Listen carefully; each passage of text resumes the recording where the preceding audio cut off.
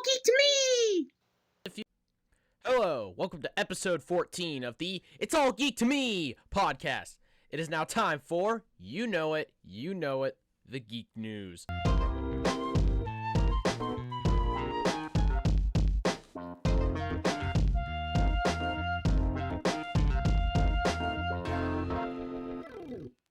Few days, the Christians of the world will celebrate the birth of their Lord and Savior, Jesus Christ, the most popular Jew to ever live.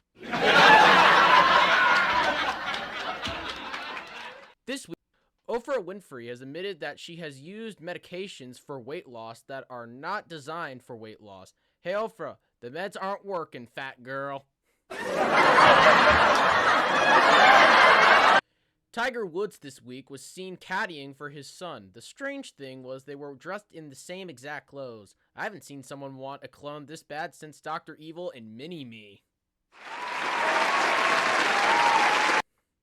This week, Yahoo News reported that big boobs were back in fashion. Maybe they were saying their reporters were back in fashion because they are the biggest bunch of boobs you could ever see.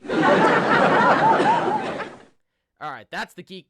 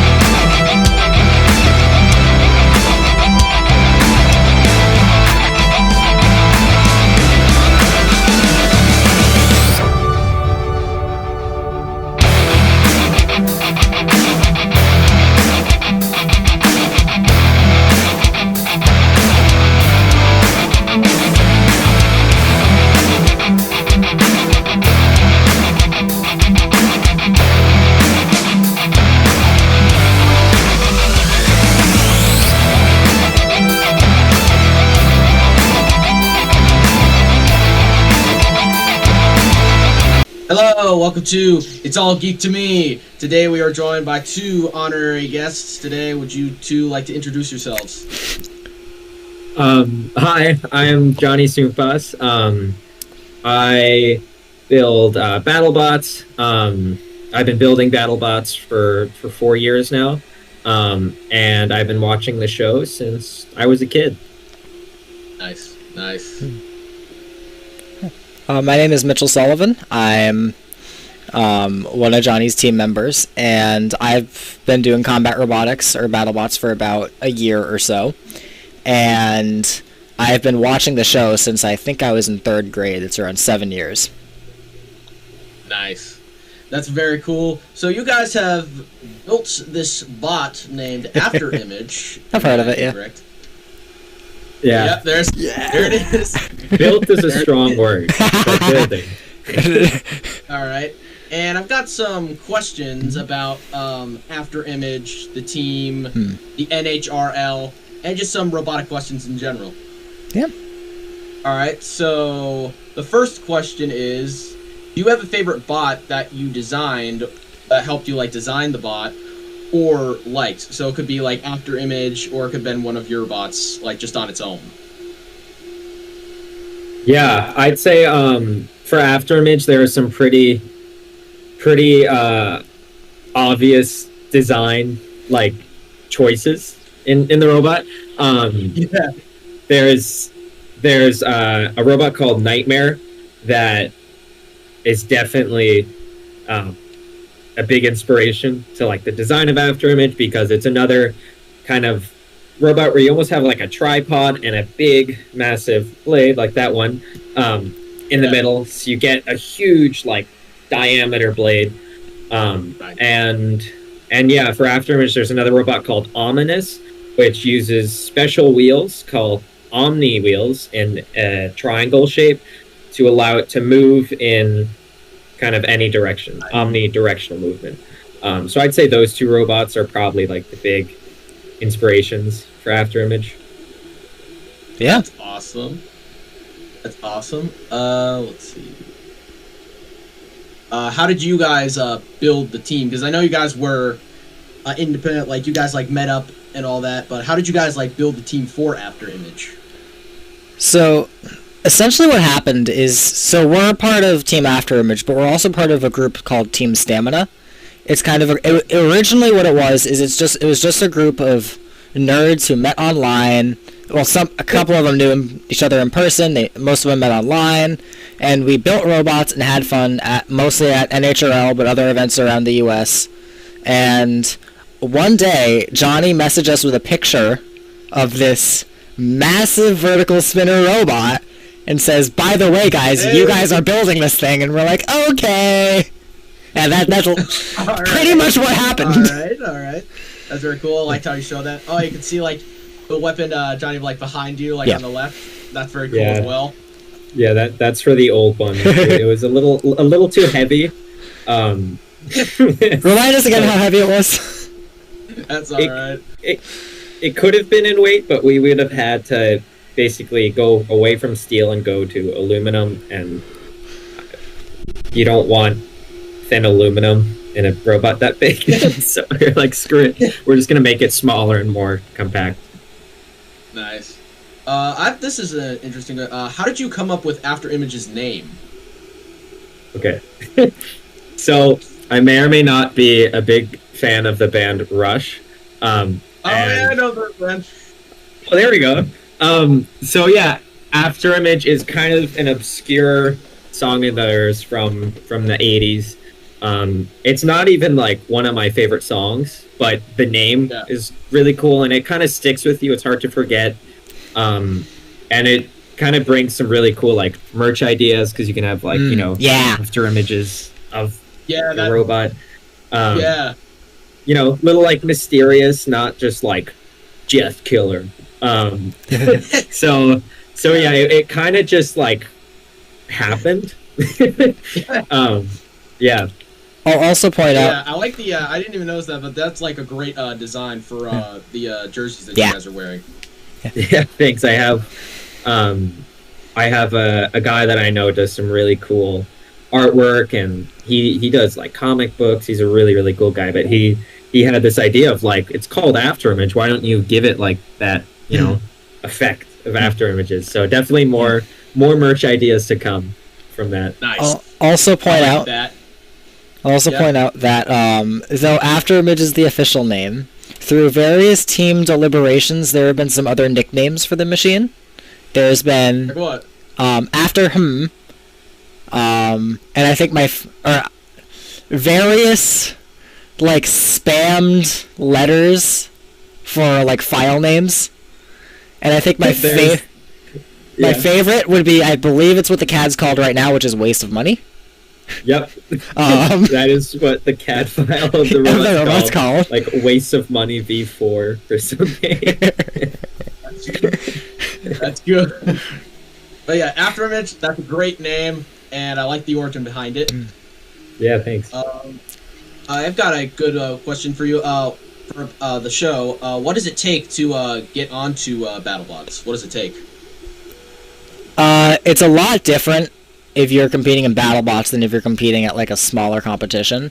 Most notably, BattleBots doesn't necessarily care if your robot's going to work. I mean, they want it to work. Really? But what they mostly care about is that your robot's going to look good on TV. And be entertaining. Yeah, it has to be entertaining. Yep. So you can't just enter like a metal box, even if it's the best metal box in the world, even if it would win everything. It has to look good, it has to behave good, and it has to be like a fun robot to watch for somebody that doesn't... you look at like... Yeah, because a lot of the bots are entertaining on the show, like Mammoth, Minotaur, Bronco, Ice Wave. Those guys are entertaining to watch. Yeah. All those robots you just named are so different from each other, right? They're all so unique and colorful, Yeah, they're all colorful. I just like the paint on the robots are just like, wow, that's actually extremely painted and well done. Yeah. Yeah, that's a huge part of it. Because BattleBots as well is like, you have to apply and you have to get accepted. It's not just to show up and compete, which like, tournaments like NHRL with the smaller weight classes, you can, show up and compete. Nice. I've got a another question for the bot.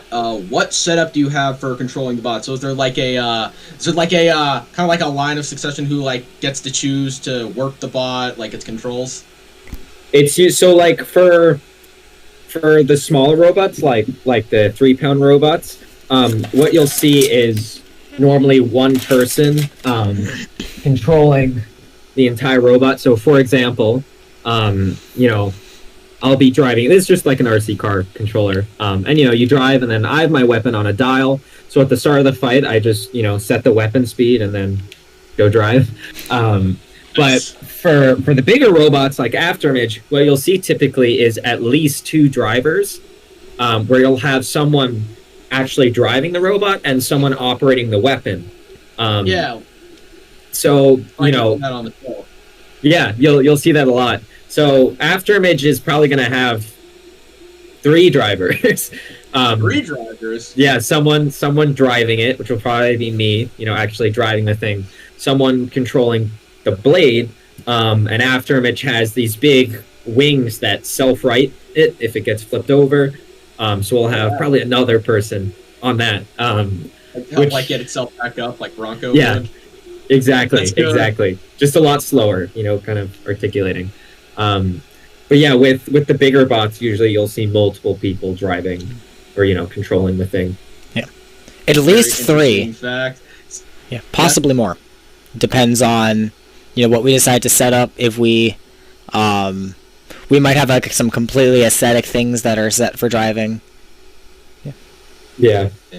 Seems like Entertainment. Yeah, like lights or something. We don't know yet. This is a work in progress. Think about that. Is it fun? I've got one. Is it fun to build robots and go to these competitions? Is it fun? No, it's terrible. No, it's really fun. Like I just said, like, is it fun to build robots and like go to like these small like competitions to compete your bots in?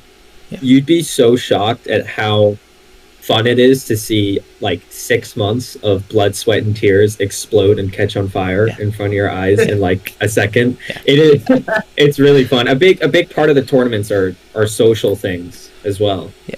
You don't benefit from this. Nobody makes money. Nobody does this as a job. It's a hobby, and the reality is everyone is in this sport because they're passionate about it, because they like robotics, they like robot fighting, they like STEM, and it's that's great because you actually get a very nice level of competitiveness. You're not dealing with too many of those die-hard like do anything it takes to win because this is literally their career. You're also dealing with a fairly competitive environment where there's really good robots and there's like even to an extent celebrities, you could say. Yeah, micro celebrities. Yeah, micro celebrities amongst this community. But very cool. Those micro celebrities that a lot of us, when we were watching BattleBots as a kid, we're now on the same level. So recently, at the August NHRL, I actually fought Jameson Go of Sawblaze twice. And that was... Twice. You made Sawblaze? What? Yeah. Yes. I fought him. Did? Oh my god. I fought him twice. Cool, right? They're just at these tournaments. And this is what he did to me. So, most notably, that was him. He ripped both of these off. There's a wheel there, not there anymore. Yeah. It was a really fun fight, though, and he was such a nice guy. And it's kind of surreal because you see these people on TV when you're a kid, and, well, now you're, like, in the same competition as them. Yeah.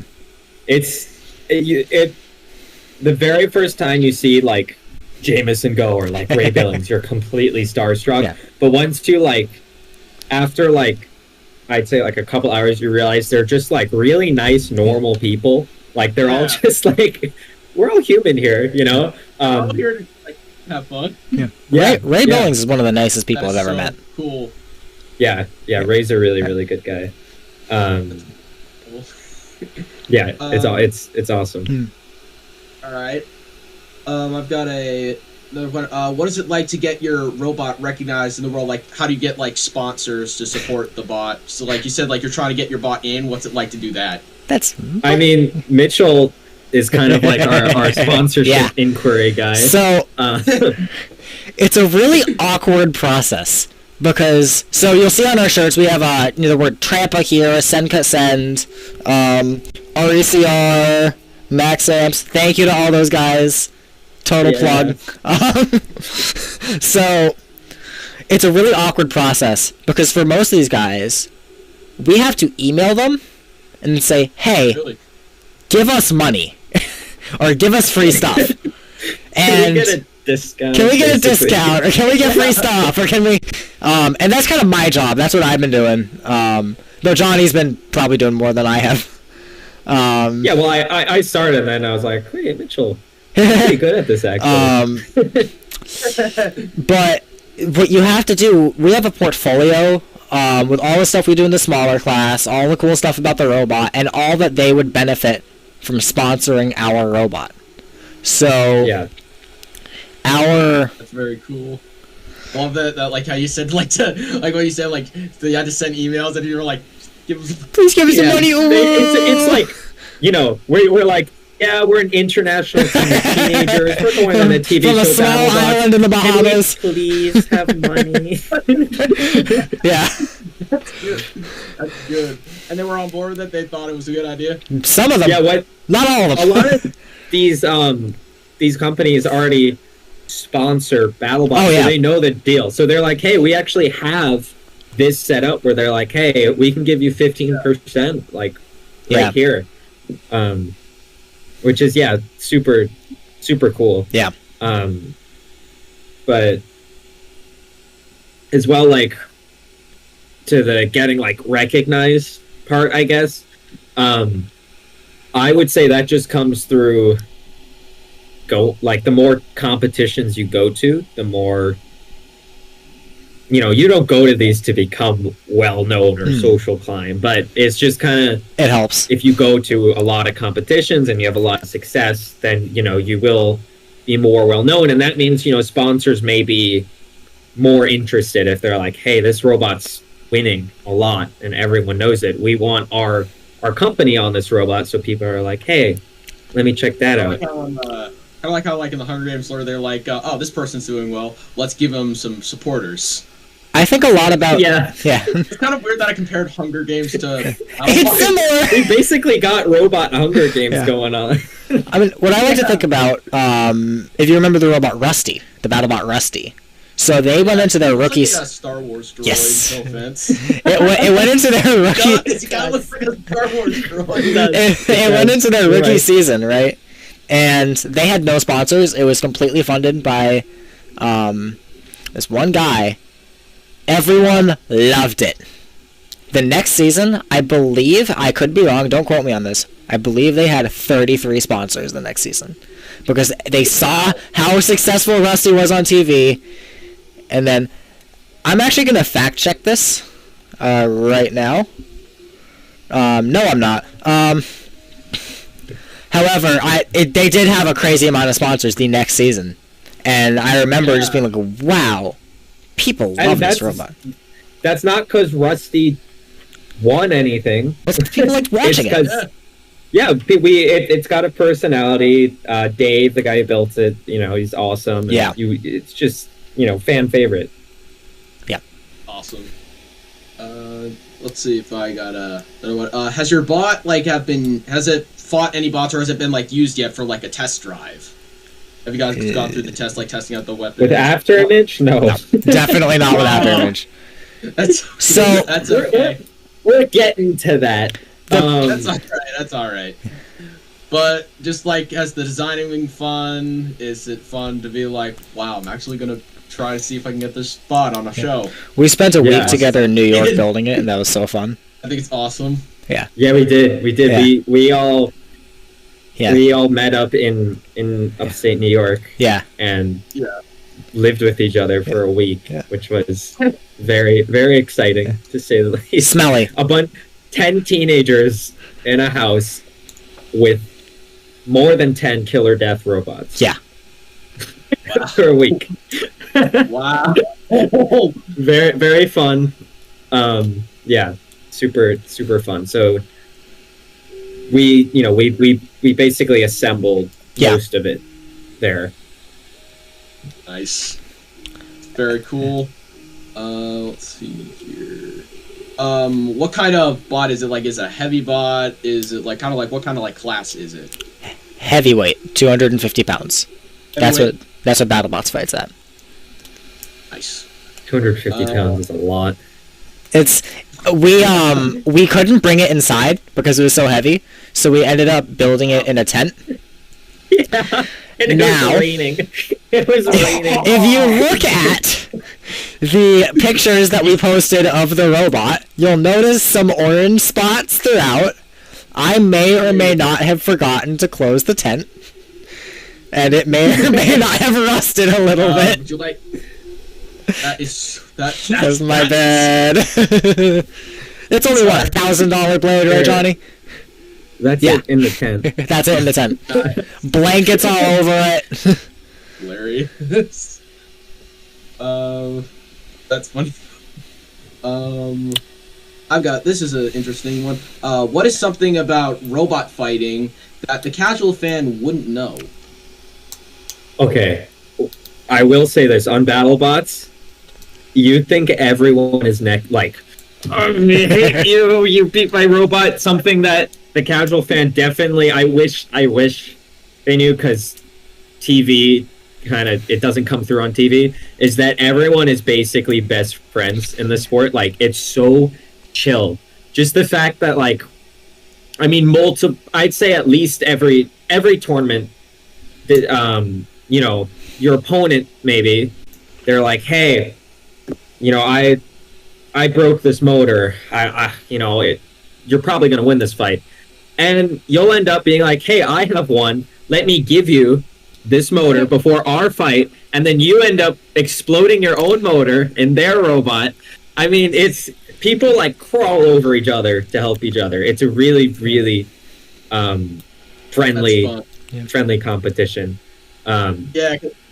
Sorry, I always thought the same thing like you said. I always thought everybody was just against each other. After they're trying to get to the giant nut, and they're just no, we gotta win. We gotta beat this guy. We want to make sure maybe it's set on fire. Yeah, it's very deceiving. Something else that happens is that sometimes if you break and really break a piece on a robot. For example, when I was fighting Jameson Go, he broke a lot of my robot. Yep. So I actually gave him some pieces of my robot that he broke as trophies. It's a common practice. Yeah. Oh, yeah. I have a friend, Thomas Welch. Yes. He actually went to the BattleBots arena in Las Vegas, and Whiplash must have been fighting Kraken, I believe. And one of Whiplash's wheels broke off. He actually, after the show was over, he went to place and he actually bought the Whiplash wheel that was cut off. Yeah, that's BattleBot teams do that to fund the next robot. I would show you a picture, but he has that wheel, and I said how much did it cost? And I think he said it cost maybe $50. Yeah. He was trying to get the crack that lights up whenever it engages in combat, but that costed way more. Yeah, I'd imagine. Yeah. I'll say it's an incredibly non-competitive environment compared to what people think it is. Yeah. It's still competitive. You're trying to win. But you're trying to win. It's a very friendly comp. I always go into a fight I want it to be a good fight. I want it to be entertaining. And if that means, my robot goes home in a bag, so be it. Yeah. I'd rather lose and go home on fire than win because their battery unplugged. Imagine how lame that would be. Yeah. I also like to say that you only hate your opponent for 3 minutes, and even then, that's not really true. All of the moments, if you look at any video of any fight, BattleBots unfortunately cuts out a lot of this. Teams are chatting and having fun and talking about their robots. I had a 15-minute long conversation with Jameson Go when we were waiting for our fight to start. And there's a lot of friendliness that you don't see when you watch videos or fights. But, you look at, right before a fight, people are, fist bumping or handshaking or whatever. And after. Yeah, I sometimes if it's I've only done it like twice, but if it's a really good fight and in the last 30 seconds, I'll run over to their side and just stand with them because it's so fun. I've done that twice. I played one time. I was fighting someone named Toby with a robot very similar to mine. We were both horizontal spinners. Shout out to Toby because he's so awesome, by the way. But I pinned him, and both of our weapons were down. So he came over to my side, and we played rock, paper, scissors in the middle of a fight in a tournament. You know, I did like that. I think that shows, you know, what it's all really about. You won't see that on BattleBots because there's a lot more at stake. But I do believe that's the heart of what we do. Nice. Yeah. I love all that. I've got this one. What do you think of robot builders supporting you, including Tombstone, like Bite Force, Tombstone, those champions who have won the Giant Net or like the Giant Screw? What do you think of those people? Giant Pulp. Supporting you, because on the Instagram account, it showed like people like the driver of Whiplash and the people who built Tombstone. They're supporting you guys. How does that feel that like these guys you've watched like when you guys were kids are now actually supporting your bot? I'll say we have a lot of great connections right now. Really? Both Afterimage and outside of Afterimage. You know, me and Johnny both have had the opportunity to talk to some great people. It's surreal. Yeah. It's very surreal. One in particular that I think we need to shout out. Bunny from Team Malice. Yeah. Amazing. Yeah, we love Bunny. She's helped us with Afterimage so much. She's 3D printed some of our parts out of these like crazy scientific materials. She's basically helped. Yeah. We love Bunny. Bunny is. Yeah. I always said Bunny is one of the top 5 humans of all time. Yeah. She's the captain of Team Elves, and she's just like a ball of joy and love. Yeah. A good representation of this is in a call. I joked to Johnny, "Oh, what if I message Bunny right now?" I had never messaged Bunny at that point, and I just messaged her. Johnny says hi. Instead of messaging me back like, "Oh, who are you?" She's like, "Hi, Johnny." And I think that's a good representation of how great of a person Bunny is. Basically, all of this robot is made of parts from Bunny because she has a really nice 3D printer that can 3D print a material called onyx, which is nylon with a carbon fiber weave. Yes. Oh. Crazy stuff. And incredibly expensive. Yeah, very expensive. I can't print it, but Bunny can, and she... Okay, I ordered this robot from her, and she refunded me the entire order because I'm supposed to use my like team discount, but I tried to sneak it by her anyway, and she caught on and refunded me. That shows Bunny. We could have a whole episode on how epic Bunny is. Definitely. It's very awesome. It's very awesome that like they have those people like these people supporting you and helping you with your bots. That's very cool. Let's see what we got. Do you have any photos or videos that you can show us? Yeah. All right. I mean, we have stuff for Afterimage. Obviously, it hasn't moved on its own yet. But for our little, our smaller robots, they, maybe we could drop a link to the tournament NHRL in the description or something, because you can watch them all the time, basically. I can show one off my phone right now if you want. All right. You can also find pictures at Afterimage BattleBot on Instagram. Oh my god, plug. I run that account. But yeah, let's see. Here we go. This is just cage side. This is a 3-pound fight. You got little mini bots in the arena. Oh, that's Kitty, right? Yeah, that's Kitty. Chainsaw Kitty. This was a big fight for me. Yeah. But yeah, it's really... I mean, like pure chaos. Everywhere. Yeah. It's like people are expecting them to like flying everywhere. Yeah, and they're so durable as well. It's pure chaos, as you can see. It's with the little bots especially, because physics scale down really weird. You have a huge, I mean, a lot of 3-pound robots, the 3-pounders some of them hit with the force of like a pistol. That's a lot of energy, right? In just a 3-pound robot. So when you have that amount of energy, things go flying everywhere. Yeah, exactly. It's just like a common thing even like in the BattleBots arena, like when they do that, like whenever like there's like a hard like whoa, like it's just like whoa. Yeah, like, imagine being there in person and like loud feeling that. Yeah, like just imagine like every time like these guys have to go in and like fight a bot, they could like see their bot like flying like right towards the glass, almost like getting to them. Yeah, it gets intense. A common thing I hear is like, oh, I could do that to a 3-pound robot. I could grab a 3-pound robot, throw it on the floor a couple times, and it'd scratch it up a bit. And it's like, yeah, could you do that if you were 3 pounds? But also, I throw my robot down the staircase after every tournament. There's videos of it, just because it's funny. After it loses, it's like the joke, because nothing can happen. It's fine. It's not gonna break. Stupid robot. Yeah. Do you have any of those videos? We have so many. I have not made a stupid robot video yet.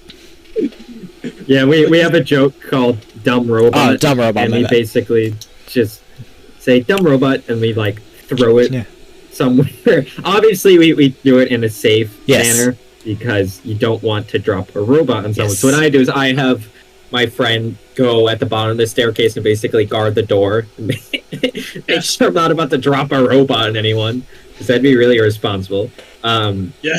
So, yeah, and then we just film from above. Let's see. I think I have one in November.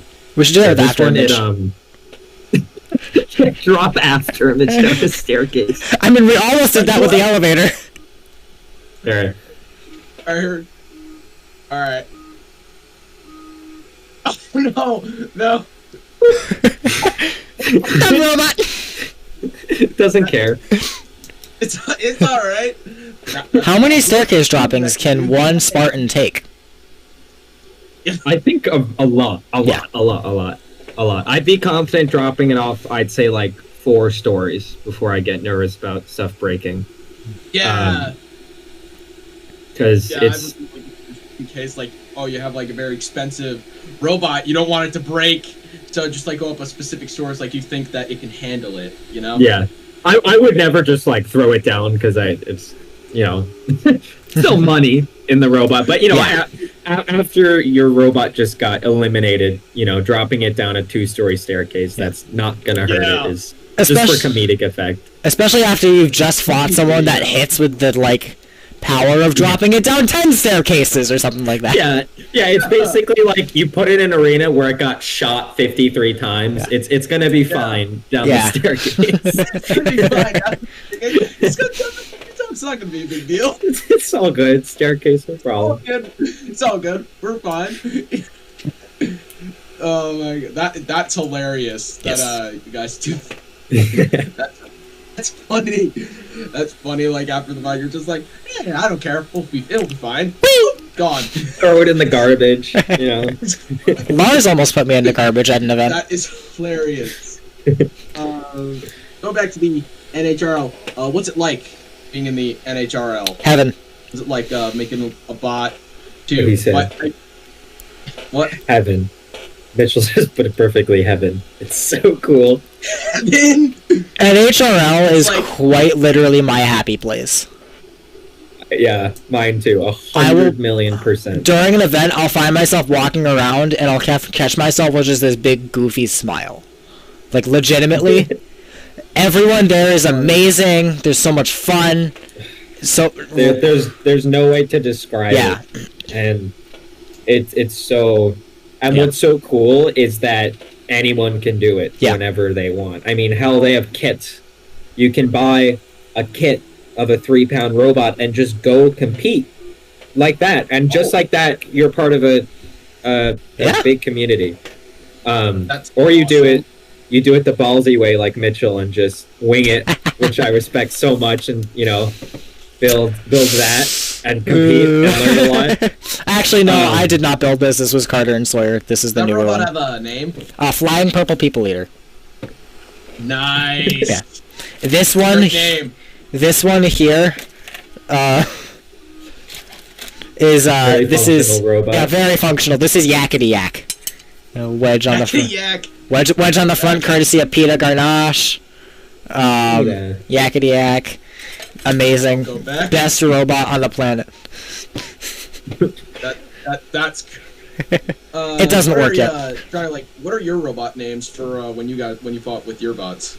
I have my main robot is Spartan. It's a 3-pound robot, and I've been competing with it for a couple of years. Here, this is it. Spartan. Ooh. So it's got a horizontal spinner, Nice. similar to Tombstone. It's got forks on the back, carbon fiber stuff. So there's Spartan. That's kind of like my main robot, I would say. After Image, of course. This new guy is called Vapor Trail, and yeah, my favorite robot name was for a robot that was a disaster and did not really function. It was a good name. Bad Posture, because if you look at a lot of these vertical spinners, it almost looks like they have bad posture. So I one day I'll make Bad Posture V2. I'll point out that at the first, so NHRL is great for spectators, right? So the first ever event I watched, one of the first fights of that event that I went to and watched was Johnny fighting with Bad Posture and getting blown up. I didn't know him at this point. Was so bad. We didn't even know. I think that's so funny because we didn't know each other. We didn't know each other. I didn't know Mitchell existed. Yeah. I remember thinking, wow, this kid's so cool. He's so young and building robots and stuff. He's my age. And then just the robot came out as a disaster. Yeah, it did not even. It half drove. It had no weapon. It had a very successful hammer. Thank you. It moved, but moved is a very strong word to describe what this robot did in the arena. It just kind of hobbled around. Yeah. Basically, not only did I build it 10 minutes before my first fight and program it 10 minutes before the first fight, not only did my opponent help me build it 10 minutes before the first fight, but it was also really small. I had no room for electronics and everything was pressed up against everything, so nothing spun correctly. I couldn't even get the top plate on. The top plate was kind of just hanging on. There was stuff hanging outside the robot. But what mattered was that I went to that fight and it kind of drove, And now I learned, hey, don't do it this way, do it this way. Oh, as everything falls out of the robot. But yeah, it's you learn a lot from your losses. I haven't really learned a whole lot from fights I just win like crazy, but I learned more. You learn from the past mistake, in BattleBots, they learn from the past mistake. They try to find ways to make the bot better. Exactly that. I learned more in my 2 fights against Jameson Go than in the 2 other fights I had in that event where I won. You learn so much when you lose. Yeah. That way you learn from your past mistakes, and then you'll be I can do this better, so that way I can try to win next time. Yeah. Because when things break, I always say it like this: you can never erase a failure point, but you can move the failure point to things that you're fine with failing. Nothing's unbeatable. So you'll learn how to move that failure point to places you can manage, basically. Nice. I like that. Do you have anything else you would like to say before we wrap up? To any young people out there who want to get into bot fighting? Yeah, go to a tournament. Just go to one, spectate. If you build anything, just do it. get working with your hands, building stuff. I started by building Lego robots. Yes. Like, that's it's so awesome. You can just do it. You can build it out of cardboard if you want. Like, yeah. You can just go basically. Go compete, go get involved, go be a part of it. Because it's growing really fast and it's just amazing. One thing and teammalice.com. Just gotta plug that. Yep. Plug. We'll link everybody's things down below, and to make sure you guys all check that out, because these guys are very interesting. I'm glad you guys came on here. Yeah. I'm glad you guys came on here to discuss this. Thank you so much for having us. This has been really fun. We're honored we get to have a space to be nerdy. Yeah, that's very good. Yeah, you're right. Yeah, you're right. It's fun. It's fun to be nerdy, everyone. It's fun to be nerdy. Yeah. Again, thank you, Mitchell, for coming on. Thank you, Johnny. Yeah. Thank you. Thank you. Yes. Yeah. So thank you for watching It's All Geek to Me. We'll link everybody's socials down. Would you guys like your socials linked too? Sure. I'm not on really Instagram anymore, but why not? Yeah. All right. I put mine on. So again, thanks for watching It's All Geek to Me. See you all next time. Yeah. Like and subscribe. That is all for episode 14 of the It's All Geek to Me podcast. This has been a long time in the making, but thank you all for coming to see this video if you have. Special thank you to Mitchell Sullivan and Johnny Soomfus for being in the video. The link to the Team Stamina YouTube channel is in the description, along with the video of Mitchell's robot, Flying Purple People Eater, versing Silent X, or the creator of Sawblaze, if you're familiar with Sawblaze from BattleBots. I'll link that down below. It is a fun watch. Please go watch it. I'll also link down below the After Image Instagram account. Please go support them and their bot. It's really cool. I'll also link Mitchell Sullivan's Instagram and Johnny's Instagram down below as well. Thank you all for watching, and special thank you to Mitchell Sullivan, Johnny Soomfus, and Team Stamina for letting me interview two of their members and wondering about what their bot's going to be. Thank you all for watching. It's All Geek to Me, and I'll see you guys next time. Keep on being geeky. It's all geek to me!